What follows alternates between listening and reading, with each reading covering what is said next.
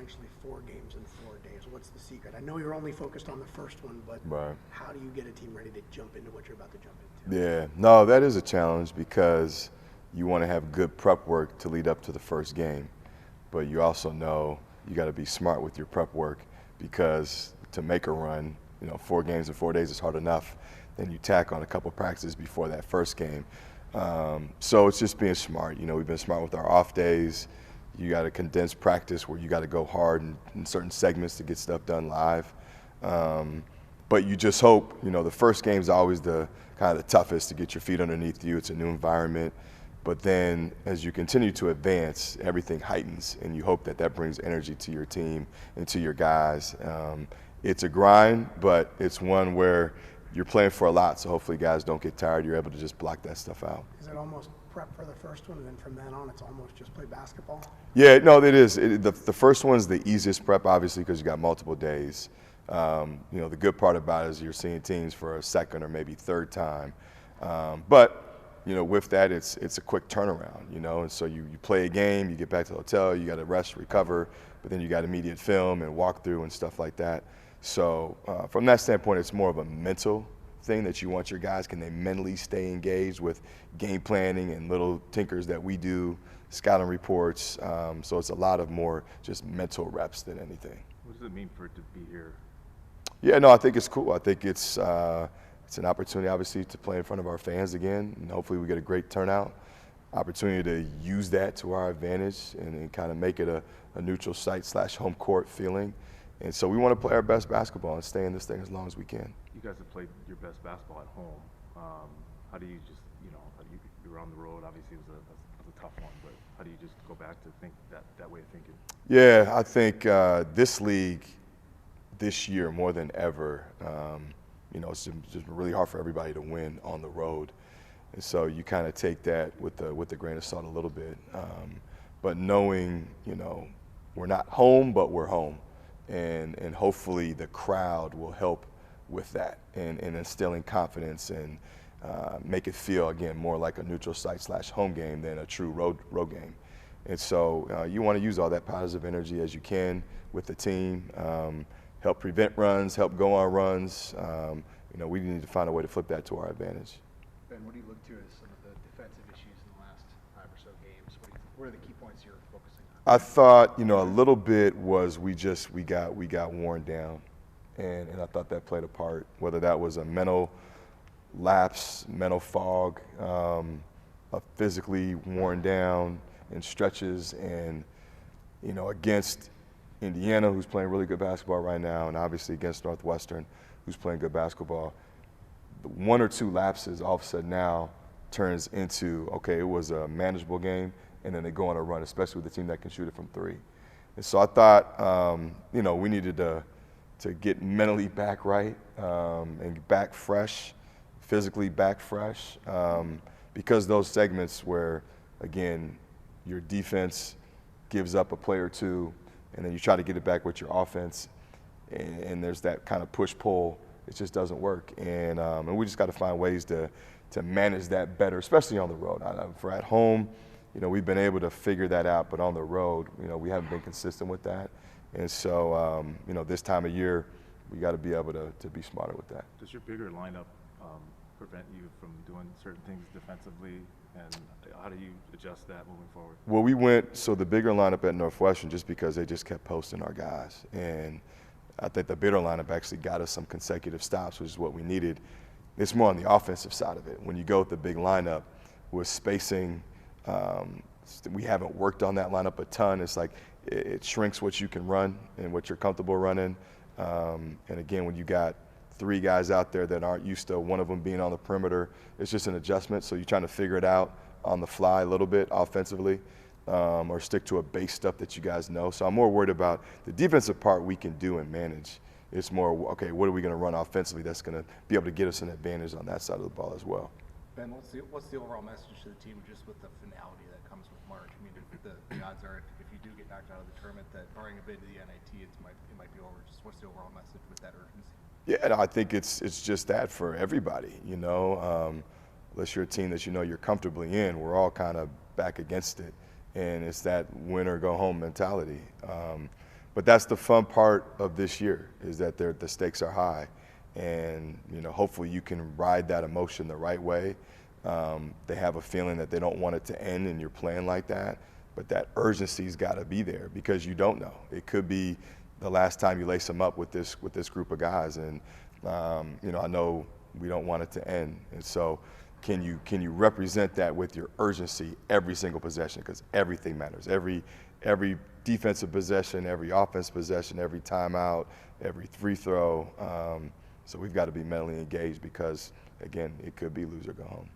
Elijah's got some meaningful tournament experience, obviously, to lean on. What have you just appreciated the most about having him?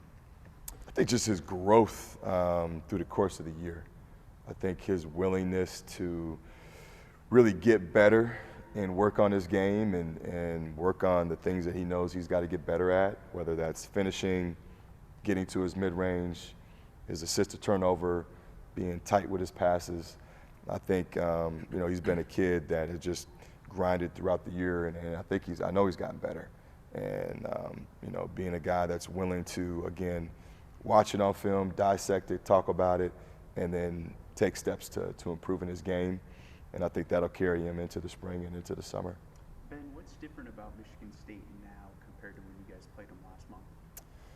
I think like most teams that are older and veteran, I think they're condensing kind of what they do a little bit. They're getting really good at that.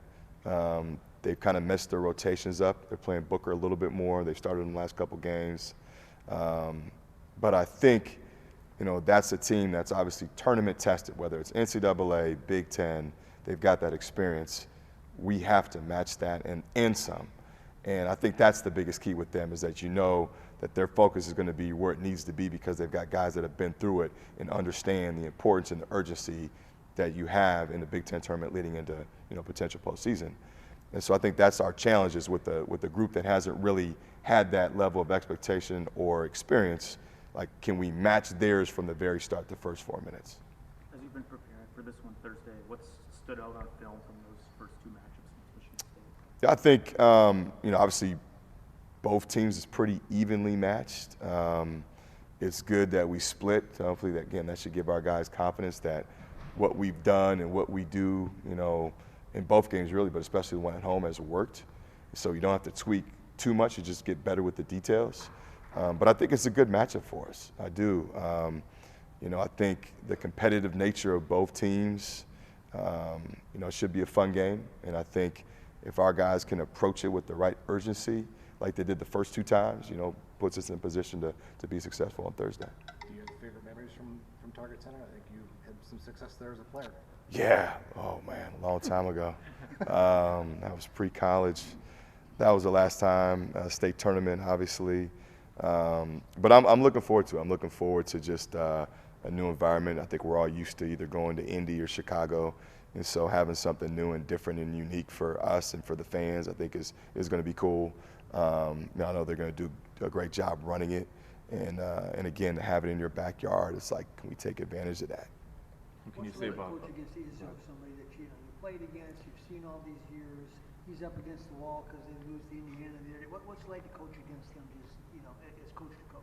Yeah, no, I value all those experiences. I think in this league there's so many good coaches, guys that you just love to compete against, guys that make you better because you have to be better in order to compete against them. He's a guy with other coaches that have been really good to me, and I have a tremendous amount of respect for him and his journey and what he's done, and love to learn from him any chance I can get. And his teams are going to play really hard, and they're going to test you. And if you're a competitor, especially this time of year, that's what you want. You want to go against good teams where they're going to test you so you can see what you're made of. And he brings out the best in his team, and he brings out the best in us. And so it'll be a fun matchup. It'll be the rubber matchup. And I know our guys will be ready to roll. Next year, not every team's going to make the Big Ten tournament. You have the West Coast expansion be in place. Do you see this weekend as any kind of significance to I won't call it end of an era because there's so many eras now, but there's so much going on, man. In college sports, I don't get sentimental at all anymore. I think there's so much movement. it is weird not having more of just the Pac-12 being gone. I think more than anything, I think that you watch, I'll catch those games late, and it's like it is weird to know that that's done.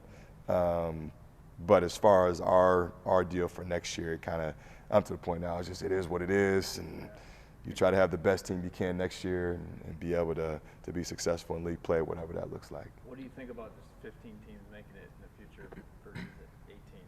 Yeah, obviously that's out of all of our coaches' decisions. I think the tournament, whether it's Big Ten, NCAA, is something that the fans enjoy. I think the players enjoy. I'm all about including everybody. I think there's ways to do it. I think, you're giving student athletes a great experience, and that's what ultimately, hopefully, it should be about. But I just think there were so many things that are changing, and demographics and league numbers and unbalanced schedule and balanced schedule. I don't know. I just think there's always ways that we could get it where, if you add a couple extra teams, whether it's the NCAA or a Big Ten tournament, I still don't think you lose anything out of that. And I think you're giving more excitement to the fans, and you're increasing, the brand of college basketball. The more games you can add, the more days you can kind of dominate on TV, and hopefully this is a month that we can take advantage of for college basketball. Are you recruiting right now? And I mean, are you selling the fact that you're going to play Poly Pavilion? You come to Minnesota. Is that part of it? I think, yeah. No, I think it's more of just like we talk about the expansion of the league. You talk about, I think we're going to be the most profile, visible league, especially when we talk about brands across the country. When you can go from LA to New York or to the East Coast, I think that's a powerful thing. And so, yeah, we definitely sell that. You sell, everybody knows, a UCLA, a USC, a Oregon, a Washington. To me, that selling point is, again, if you want to play against the best in a major conference, in a major league that spans across the entire country, we're the only league that does that. And so you talk about national exposure, you talk about just the wide range of places you're going to be able to go and play and see, historic, arenas, campuses, adding more big-time coaches. I mean, it's a heck of a deal. And so I think in recruiting, you try to use all that to your advantage to sell, to hype up just kind of what this league is doing. For Dawson and Cam, I mean, you guys win a little bit more. Maybe his first team, maybe he's Big Ten Freshman of the Year.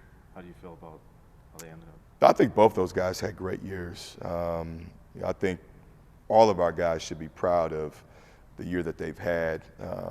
We talked yesterday about, when you feel a little bit of disappointment this time of year, I think that's a good thing, because it means you were playing well and you know that there's still meat on the bone. And we haven't had that, obviously, the last 2 years. So it is a little bit of good feeling to feel like, man, there's more out there to be had, because you don't feel like that if you hadn't played or put yourself in position to get more. So that's a step that we had to take. And I told him, I said, if I told you guys in the summer we were going to be one game away from 500 in the Big Ten and potentially 2 games away from being over 500 for the few times in however many years, I think we all would have signed up for that opportunity. If I would have told you we weren't playing on the Wednesday games, we all probably would have signed up for that opportunity. And so you got to be able to revamp it and look at that. They did a lot of good things this year in a really good league. I mean, two of the top 4 teams in the league we split with this year. And so finding ways to spin things so that there's enjoyment, positivity, excitement, and the right motivation going into this tournament, I think, is big for this team. Don't focus on just 1 week. I think they're through the course of the year, what they've done and how they've gotten better. I'm really proud of that, and I want them to be. And I think we have multiple guys that could have had an opportunity to be all-league, and Dawson is very deserving of that. Cam's very deserving of being on the all-freshman team. Elijah's very deserving of being honorable mention. And hopefully some other guys are hungry to get some of those next year. Health-wise, are you expecting everybody to be available for this? Yeah, knock on wood. I think Josh is finishing up his concussion protocol. So I'll know this afternoon if he's able to go today. But, other than that, we feel pretty good, pretty healthy, especially for this time of year. And you know, we're going to need it. You know, you're trying to win 4-4, and just this first one against Michigan State, we're going to need all the bodies that we can get. So it's a good feeling knowing that we're going in there pretty healthy.